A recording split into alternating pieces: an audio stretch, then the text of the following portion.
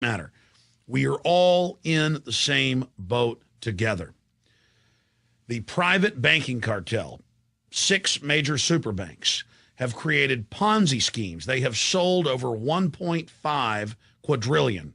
That's $1,500 trillion of fraudulent derivatives, counterfeit instruments, financial instruments of fraud. The IMF and World Bank are their international holding companies. Regionally, we have the private central bank of the U.S., the Federal Reserve, the Bank of England over in England. We have the private central bank in Ireland. It's the same everywhere, except for a few, quote, rogue nations that aren't controlled by this cartel.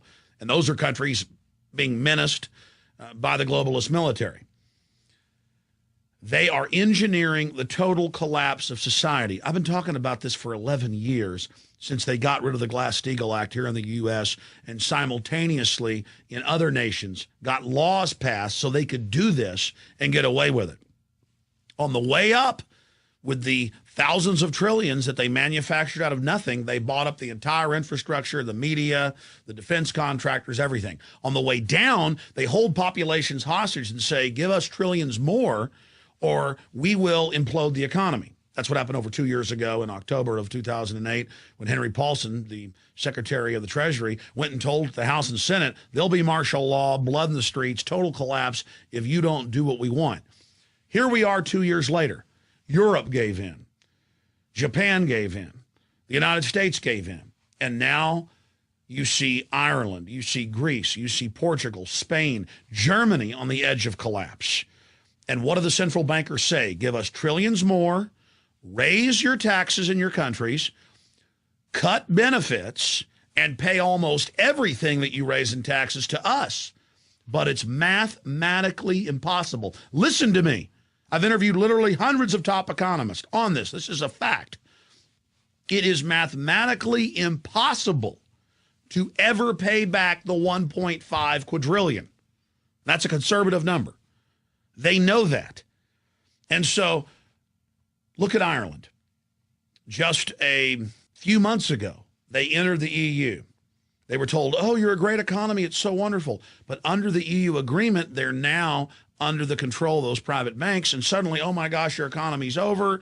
You've got to pay 20% of your GDP on top of what you're already paying to offshore banks. The head of their private central bank told the BBC that we want foreign banks to own Ireland. This is a good thing. Irish banks are up for sale. We're going to cut your pension funds that the government forced you to pay in for decades. We're going to cut the veterans' care. We're going to, again, slash road repairs, you name it, but the taxes go up. Everything goes to the private bankers. That's austerity. They cut the budget for the population. See, first, they get you dependent on government. This is their system. They grow government. And this has happened all over the world over and over again. The globalists are done gobbling up third world countries. They're moving on to Europe and the United States now. No one is safe. Australia, Canada, you name it. The same system is taking place. That's how we knew what they would do in the West, because we'd seen them do it in the third world. We saw the economic hitmen setting up the same system. This is such important information, and I hope you're listening to me. There is no light at the end of the tunnel unless we do not pay these bankers all of this fraudulent debt they've manufactured. If we don't throw these private central banks out of our countries, if we don't return sound monetary policy controlled by our Congress and parliaments. This is designed to implode economies and transfer all wealth to them. That's why whether it's Europe or the United States or any other country or region they control, the central banks and the private banks are making record profits in the trillions, billions in individual bonuses in many cases. They know what they're doing. This is a consolidation of power and control. They're slashing police locally. They're slashing basic services, but the taxes go up because everything is going to them. Now, remember, the United States is about a year behind Europe. And in Europe, in the last year, they have been slashing police, cutting roads, raising literally, in some countries, hundreds of new taxes per nation. They have been squeezing the population. They have been turning paramilitary tax collectors loose on people. They've been getting rid of all the tax exemptions. They are squeezing and squeezing and squeezing like the Sheriff of Nottingham, from the fables of England hundreds and hundreds of years ago with Robin Hood and his merry men. This is actually happening to us. And so the media is spinning this in Europe and here in the U.S. saying, oh, look at good conservative politicians. They are slashing infrastructure spending. They're slashing pensions. They're slashing veterans benefits. Aren't they great? They'll get us out of this problem. That's a tiny piece. The whole U.S. debt is $14 trillion. There's 1.5 quadrillion worldwide, and even the Washington Post estimates the U.S.'s share of that is $600 trillion. It's impossible. They could devalue the money like this was Zimbabwe or Weimar Republic, Germany in the 1920s and 30s, and it's impossible. Do you understand? All the solutions they give you are only to consolidate power. It's economic warfare. So Europe, on average, is about a year ahead of us. And you watch, as we told you in my film Obama Deception a year and a half ago, it would start in Greece, and then Ireland, and then Portugal, and in Spain. That's what the economists we interviewed said would happen. It would then move to England and Germany and France. Now it is. It would then travel to the United States. This is all engineered. I cannot stress that enough to you. And that they would cut veterans benefits, that they'd signed on and were guaranteed basic health care, that they would federalize your private pensions and tax them and reduce them in the name of saving them, because the pensions are invested in the derivatives fraud. That's the trap. They hold you hostage. They get you to invest in their derivatives, your county, your city, your police pension, your federal pension, and then that money's not there. Oh, if you want to get that pension, you've got to bail out the banks. But it's not a bailout. They set this up. And so now it's here. Just this week, White House official, Obama to freeze pay of federal workers. Notice all the news in the last week about how, oh, he doubled the amount of federal workers getting $150,000. Oh, about how great they're having it. That's to sell them as the main scapegoat. I'm not against cutting their pay. I'm not against freezing their pay. But you do it after you've arrested the central bank heads. You do it after you've written off the 1.5 quadrillion that's impossible to pay off. You do it after you brought a true monetary system into existence. But you wouldn't have to do that with all these cuts if you got rid of this corrupt fractional reserve banking system. I do want to cut government because it's used as an agent of tyranny. It was put in place and grown to suppress us during this implosion phase, during this shearing phase, the shearing of the sheep. So now they've announced that they're going to freeze the pay of federal workers for 2 years and then probably cut it. Bloomberg, of course, has reported over a year ago that pension funds are being ordered, private pension funds, to, quote, invest in failed megabanks.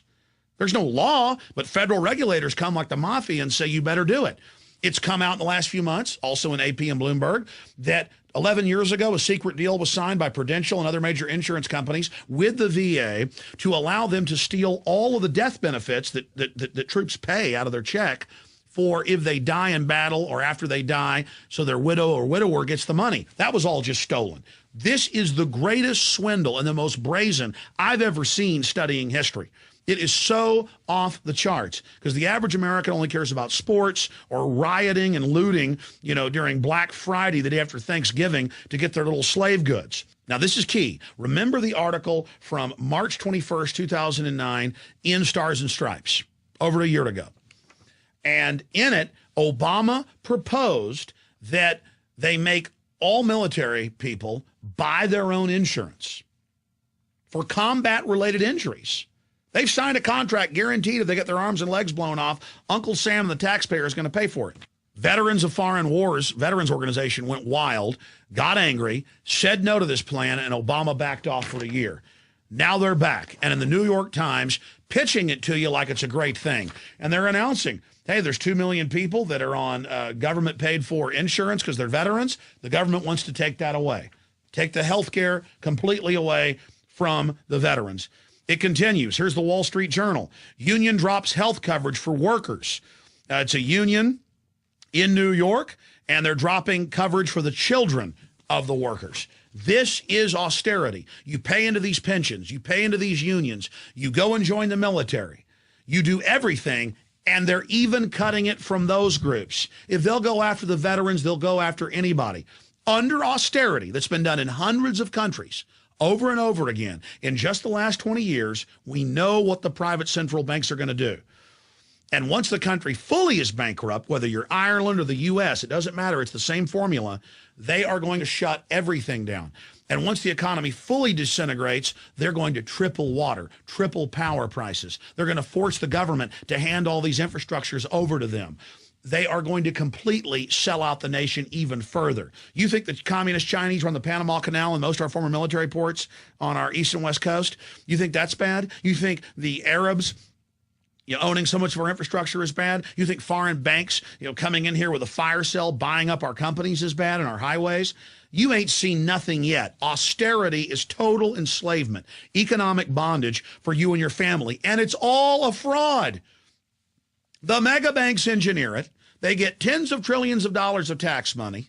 They implode the economy and demand even more because we're held hostage by them. And it's not even a solution. It's only going to get worse. It is a distraction to cut the veterans' health care. It is a distraction to steal people's pension funds. It is pure robbery. We must kick this system out. We must bring these bankers to justice and write off this fraudulent debt. We do not owe it. But the banks in the last 100 years in the West have openly fostered this system of getting us into debt so they could profit on the fiat loans they make up out of nothing. But we're now entering the end game where they're fully imploding us by design. It's the bankers or us. We don't have a choice. You've got to tell everyone you know about this. You've got to inform them so they understand. I mentioned these earlier, but again, here it is. BBC News, Irish Republic banks for sale. And they've got the head of their private central bank that runs the country, this fourth branch of government, Patrick Honohan, openly saying that the International Monetary Fund will now save Ireland. And how will they do that? By slashing pensions, by cutting police, by cheating veterans in their health care. It's the same laundry list. It always is. And he goes on to say, I've been an advocate for many years of the value for small countries to have foreign owners for their banks. Did you just hear me? This is treason. And it's the same thing here. This is a global government, a private corporate global government, taking over every major society with the same formula.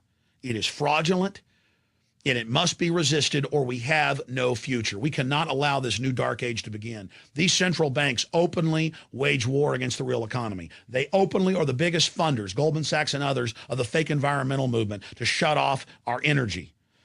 They are waging war against the real economy. They want an austerity, a neo-feudalistic serfdom to control you and your family. So you're so poor, you can't resist them. This is their answer to the Renaissance. This is their answer to human liberty, is this modern form of mercantilism that's meant to consolidate power. Austerity is here. And it's going to get worse and worse. There's no way out but identifying these people, taking our country back, and bringing them to justice. Brazil and a few other countries have successfully thrown them out. We can do it here, and the United States can then become the light of liberty worldwide again. Or, as I said, we're all screwed. You have been warned, ladies and gentlemen. Now it's up to you to take action. The ball is in your court. This is one of the most important videos we've ever produced. Please get it out to everybody you know.